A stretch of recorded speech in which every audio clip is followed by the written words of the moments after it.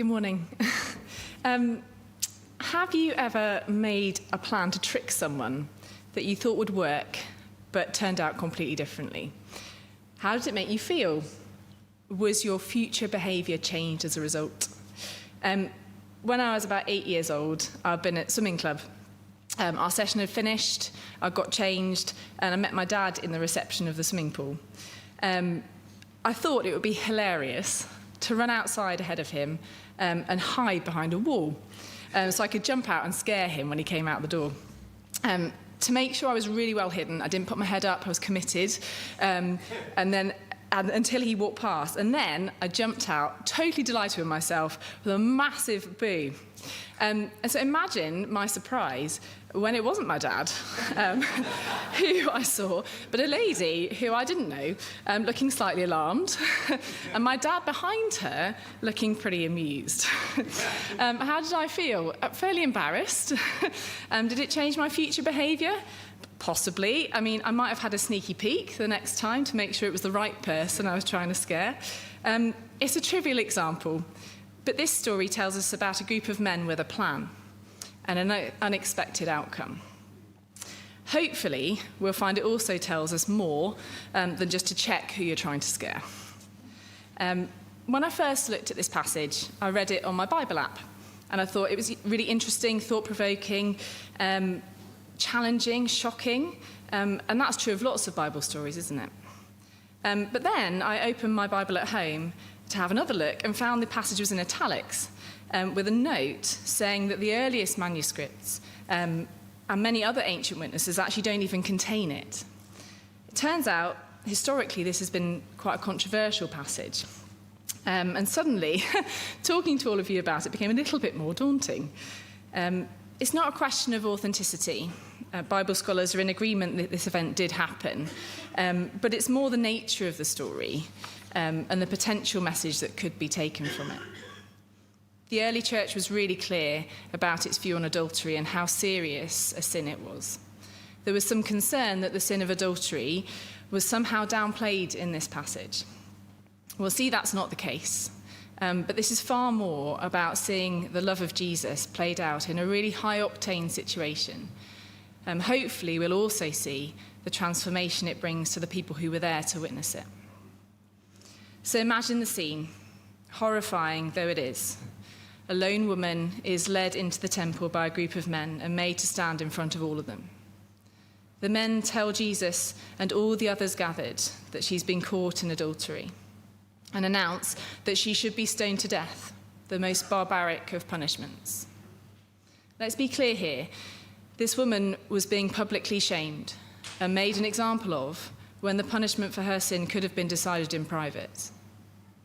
This was probably the worst day of her life. The Pharisees and the teachers of the law haven't brought her before Jesus because they were so appalled at her behaviour, though. They brought her there to try to trap Jesus, either into breaking Roman law or the law of Moses. They don't care about this woman at all. They give Jesus two options, either to agree with them and condemn her to death, which would actually have contravened Roman law. The Romans were the only ones who could hand out the death penalty.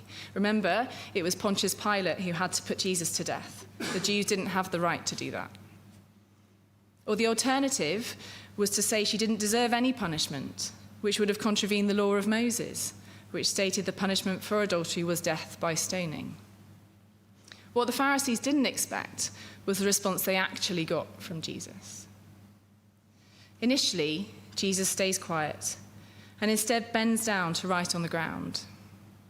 We don't know what he wrote, but really it doesn't matter, because what he did ever so cleverly was to draw all attention away from this poor woman and towards himself. He then says a single sentence, perhaps one of the most famous and impactful of the whole Bible. Let any one of you without sin be the first to throw a stone at her. And then he carries on writing. There's no need to say anything else. And what's the response of these educated religious men? Well, they leave, one by one, until the only people left are Jesus and the woman. The Pharisees thought they had the measure of Jesus, and they thought their plan was foolproof, but they totally underestimated the wisdom of Jesus. And what about the woman? How would she have been feeling at this point? Relieved, shocked, confused, grateful, astonished, probably all of those things and many more. And Jesus says to her, "Go and leave your life of sin." Jesus isn't saying that this woman is innocent or downplaying her sin, but he treats her with dignity and with honesty and gives her grace and hope and a chance to be transformed. The greater transformation here, though, is surely found in the actions of the Pharisees. They were hyped up with their grand plan to trick Jesus. Some of them would have been expecting to have stoned this woman. Some would have expected to condemn Jesus himself. Many would have expected to have had an argument with Jesus with a big crowd to cheer and jeer them on. Instead, they just leave, one by one, to reflect on what's happened. There's really nothing else they can do. Jesus has presented them with a solution that none of them saw coming. Their actions were thoroughly transformed, and perhaps their hearts too, although we don't know about that. We don't even know if the woman's heart and life were transformed, but all of them were given the option by Jesus. Jesus can transform our lives when we least expect it. The woman knew that she had sinned and was probably expecting she wouldn't leave that situation with her life. The Pharisees were expecting to leave victorious, having trapped Jesus into making a law-breaking decision, but they left having not achieved their aim. These men came with a plan, but they left with the chance to be changed and to alter the course of their lives. The woman came to Jesus with little hope of forgiveness and left with the opportunity to live a new life and to be saved. And the onlookers, I would suspect they had a lot to reflect on too. Jesus gave so many people the opportunity for transformation that day. But there's a second question within this passage too, about the difference between condemnation and judgment. To condemn is to seek punishment. The Pharisees have come to Jesus to condemn the woman, although they're not really interested in that as much as trying to condemn Jesus. To judge is more about making a decision about a situation or behaviour and to take appropriate action as a result of that judgment. They've not come to make a judgment. They've come to condemn, to punish. In contrast, Jesus doesn't condemn the woman, despite her guilt. He has the chance to condemn her. She's broken the law of Moses, and of all the people in the scene, he's the only one who could legitimately throw the first stone. He's the only one there without sin. Instead, though, he judges her with love and compassion and gives her hope that she can transform her life. He says, "Go and leave your life of sin." Jesus is saying, "I've forgiven you, now let me change your life." He treats her sin with honesty and imparts grace and hope, and ultimately he saves her life.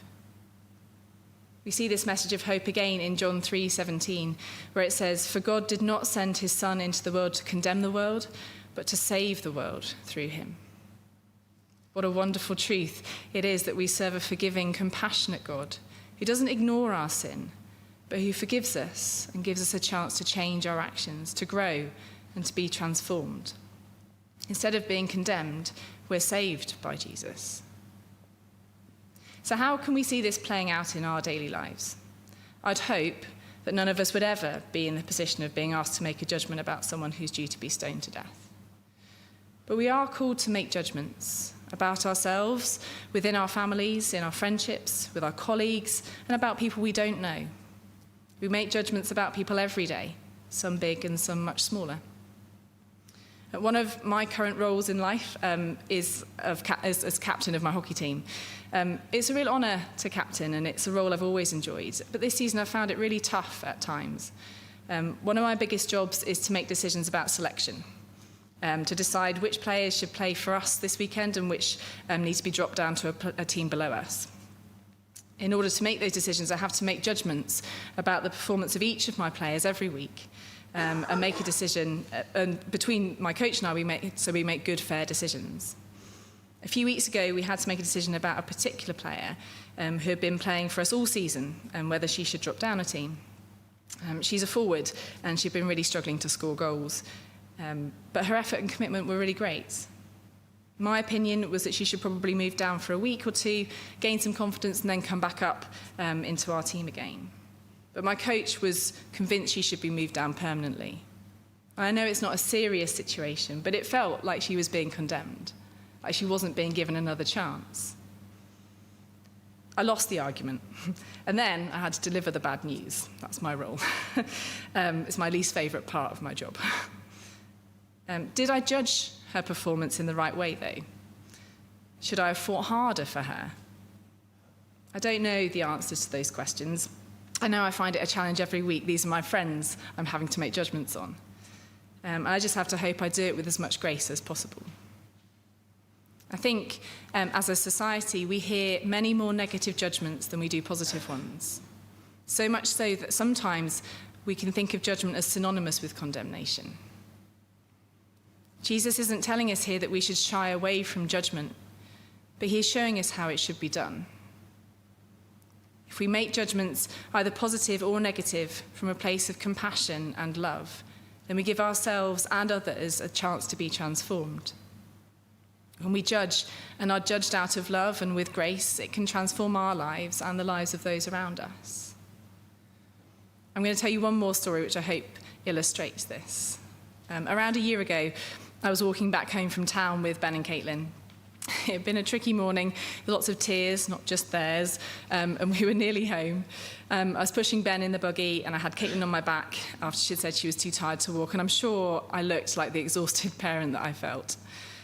A couple on our road had just arrived home as we walked past their driveway, and they looked over to me, and they said, "We see you walking with your children all the time, and we just think you're the model of a great mum." And they didn't know me, or the morning I'd had, or anything about how I parent. But they made a judgment about me, and they shared it out of love and compassion, and it genuinely transformed my day. It's a moment I think of almost every time I pass their house. Kind and loving judgment has the power to transform. So Lent is a time for reflection. I think this story asks us to reflect not just on how we judge, but also on the character of Jesus and how he judges us. When we mess things up, when we sin, God sees it, but we're not condemned, we're forgiven and given the hope that we might be changed. When we judge others, we should aim for the same outcome. And if we judge out of love and with compassion and grace, then we're getting closer to judging in the way that Jesus wants us to. I've spent time this week thinking about who I judge and how I judge. And I've also been thinking about how I feel when I'm judged by others. When I make mistakes, I'm far more likely to make positive changes if I'm judged lovingly for them. I need that kind of judgment so I can keep on the right track. When I judge others, do I do it with love, or do I seek to condemn? I suspect there's some of each. Certainly there's room for improvement. So here are the questions I'll leave you to ponder over in the week ahead. How do you judge others? And how could you judge more like Jesus, lovingly and with grace?